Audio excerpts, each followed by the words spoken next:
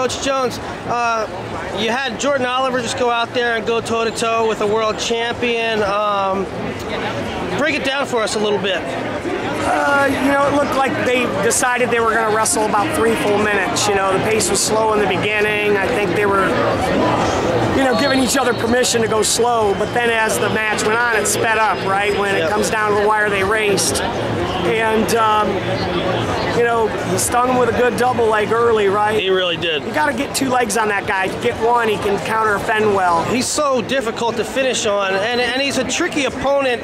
I mean, I don't know how much you'll spill your guts here about preparing for him, but there's a lot of moving parts there with Chamizo, right?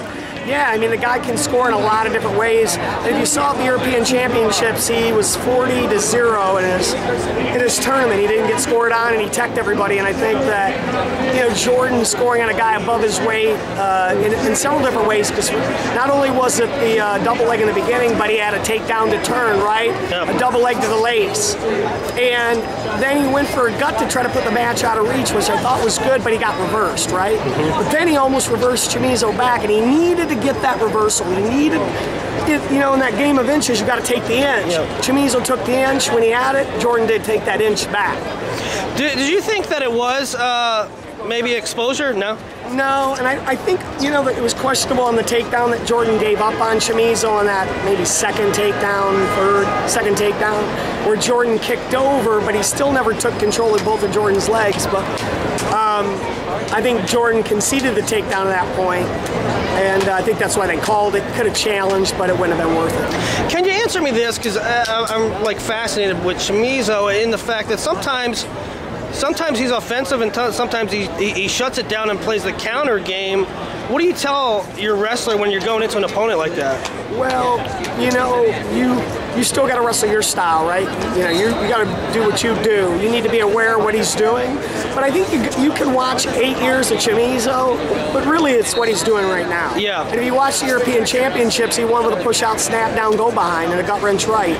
So I don't care if he does a lot of leg attack counter offense 3 years ago. He wasn't doing that at the Europeans, which was a month ago. Yep.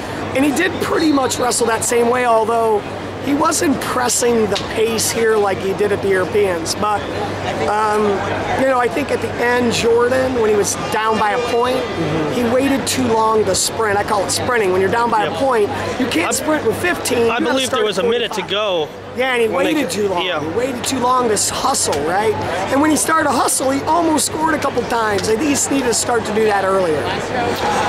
And ultimately, at the end of the day, it was really good for Jordan just to get his hands on him, right? To get that feel. Well, remember, when you wrestle a world champion, that's a benchmark. Yep. Guy won the Worlds, won the Europeans recently, right? So what it does is it tells you where you're at today. As we know, Jordan hasn't wrestled a lot in the last couple of years, which most people know now. He was injured. Of course, we don't tell anybody, but now he's healthy, he's in shape, his weight's been down, and he needs to be under the stress if he's going to be ready for the trials and then ultimately the World Championships. And I think he's on track, but he's not there. All right, Coach, thank you. Nice to see you in Lincoln. Yeah.